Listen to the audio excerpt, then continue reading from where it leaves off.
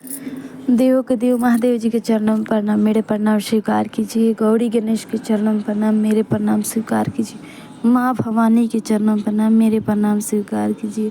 गुरु भाई गुरु बहन लोग के चरणों में प्रणाम, मेरे प्रणाम स्वीकार कीजिए। चलिए मैं एक कथा सुनाने जा रही हूँ, ध्यान प्रेम से सब गुरु भाई गुरु बहन सुनेंगे। एक नगर में एक माँ और बेटे रहते थे। बेटा बड़ा हो गया, उसके कुटुंब आने लगे, गुरु भाई आने लगे देखने के लिए। बोले कि तुम्हारे लड़का बड़ा हो गया है, शादी हो गया है, शादी कर दो। तो माँ बोली हाँ, लड़की अच्छी मिल जाए तो शादी कर दूंगी। तब एक नगर में पंडित जी का एक लड़की थी, वो बहुत शंकर जी के भक्त थी, पूजा पाठ करती थी। तो फिर उसी के घर पे गए देखने के लिए लड़की को। तो लड़की पसंद आ गई। लड़की के पिताजी बोले कि मेरी लड़की ये भगवान के वरदान से हुई है, ये भी मन्नत से हुई है, ये पूजा पाठ बहुत भोलेनाथ की करती है, हर सोमवार के पूजा पाठ करती है। तो वो लड़का के मम्मी बोली कि हाँ ठीक है, करती है, शादी के बाद भी करेगी, ससुराल में भी करेगी। तब उसके बोली, लड़का की मम्मी बोली कि अच्छा दिन शुभ मुहूर्त देख के शादी का दिन रख दीजिए, लड़की के पिताजी से बोली। तब फिर उसके पिताजी अच्छे दिन रख के शादी करवा दिए।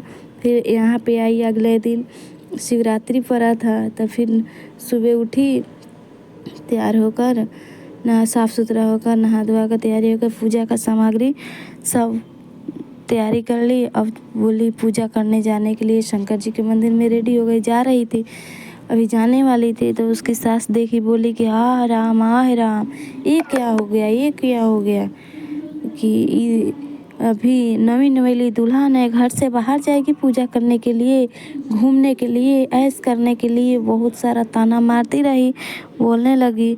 फिर भी बेचारी नहीं बोलती थी। कोई बोली उसकी सास के घर में पूजा कर ले, बाहर नहीं जाना है, तेरे भगवान तेरे पास है। वो लड़की बहू बोली कि यहाँ पे तो शंकर जी का फोटो ही नहीं है घर पे, हम लोग कोई भगवान के नहीं मानते हैं। वो बोली उसकी सास के हम लोग कोई भगवान के नहीं मानते हैं। वो बेचारी रोने लगी, सोचने लगी कि ये कैसे लोग हैं कि भगवान के यहाँ पे कुछ पूजा ही पाठ नहीं करते हैं। तो फिर रो के पूजा पाठ के सामान रख दी और रख के अपने मन ही मन भगवान को प्रार्थना की, पूजा पाठ की। फिर रोती रही। 8 साल 9 साल हो गया शादी का, कोई उसका बालक नहीं हुआ, पुत्र नहीं हुआ। इसके वजह से उसकी सास ताना मारती रही, कैसी बांझ है, ये मनुष्य है, ये सब सुन सुन के और बेचारी रोती रही। उसके एक दिन पति जॉब पे जा रहे थे, तब बोली कि सुनिए ना। फिर भी उसकी माँ देखी तो बोली क्यों रोकती है मेरे बेटे का, कहीं जाता है अच्छे काम करने के लिए ऑफिस, तो उसके सामने तू आया बांझ कहीं की, क्यों आया करती हो मनुष्य कहीं के। बेचारी खूब रोई। तो रोने लगी। तो उसके आदमी बोले कि क्या माँ बोल दी ने तू रोने लगी, गंगा जमुना बहाने लगी। फिर भी बेचारी कुछ नहीं बोली, रोती रही। रो के अपने घर में आई, अंदर आके सब खाना वाना बनाई, सब पूजा पाठ की। अपने मन में पूजा पाठ हमेशा करती ही रही। कुछ दिन बीत गया। फिर एक दिन महाशिवरात्रि आने वाला था। फिर उसने सोची कि माँ के पास, अपने माँ से बात की और बोली कि माँ इतना पूजा पाठ करती हूँ, भोलेनाथ तो सब देखते हैं, मेरे सब मजबूरी बुझते हैं, फिर भी मदद क्यों नहीं करते हैं हमारे। तब उसकी माँ बोली कि चिंता मत कर बेटी, मैं तेरी सास से बात करूँगी, तेरे पिताजी आ रहे हैं तो अभी बात करती हूँ। तेरे पिताजी भोलेनाथ के तो भक्त हैं।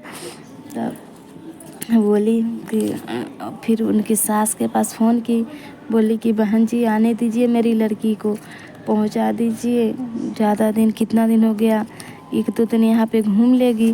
तो उसकी सास बोली यहाँ पे कौन करेगा ये काम धंधा सब, तेरी लड़की तो क्या ज़रूरी है वो बांझ की यहाँ पे। फिर भी सोची कि कौन काम करेगा। तब बोली कि कितना उसकी माँ ने बोली, समझाई, तब बोली कि ठीक है 2 दिन के लिए चली जाएगी, फिर अपने से जाएगी, अपने ही से ही आएगी, कोई नहीं जानेगा छोड़ने के लिए। तब बेचारी अपने से गई। शिवरात्रि अगले दिन था, आज पहुँची घर पे, माँ से बात उत की। बोली कि हे माँ, रोने लगी पकड़ के माँ को कि भोलेनाथ कितने हमारा परीक्षा ले रहे हैं, किस पाप का ये सज़ा दे रहे हैं मेरे को। तो वो बोली उसकी माँ कि भोले तो वो भोला है, सब भक्त पे वो दया करते हैं, भोले में कोई दोष नहीं है, वो तो खुद ही भोला बाबा भोले हैं, सब पे दया करते हैं। अगले दिन शिवरात्रि है, तुम चलना वहीं पे जल चढ़ाना, सब बता देना भगवान से। वो बेचारी सुबह हुई, तैयारी हुई, रेडी होके गई माँ के साथ जल चढ़ाने, पूजा करने। शंकर जी से कुछ नहीं बताई, खाली रोती रही, खुद खाली रोती रही, उसकी आंसू ने सब भोलेनाथ से बता दिया।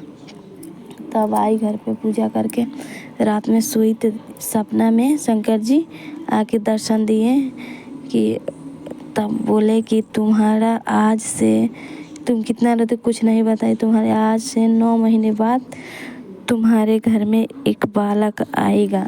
तो बेचारी बहुत खुश हुई, खुशी के मतलब ठिकाना नहीं रहा उसका, कि बहुत खुश हुई। फिर सुबह हुआ, मम्मी से बताई कि ऐसे ऐसे बात है। तो उस बोली लड़की कि मैं मम्मी अब अपने घर जाऊंगी ससुराल। तो उसकी मम्मी बोली ठीक है जाओ, लेकिन फिर कोई भी महाशिवरात्रि पड़े तुम 2 दिन ठीक पहले आ जाना यहाँ पे और भगवान से दर्शन कर लेना जाके। तो वो बेचारी ठीक, तब फिर गई अपने ससुराल। ठीक 9 महीने बाद उसके घर में एक बालक आया, बहुत खुशी से रहने लगे। उसके बाँझ का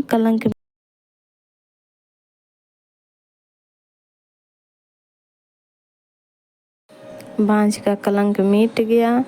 एक बार बोलिए प्रेम से शंकर भगवान की जय, माता पार्वती की जय, गौरी गणेश की जय, भैरव भैया की जय, हर हर महादेव की जय।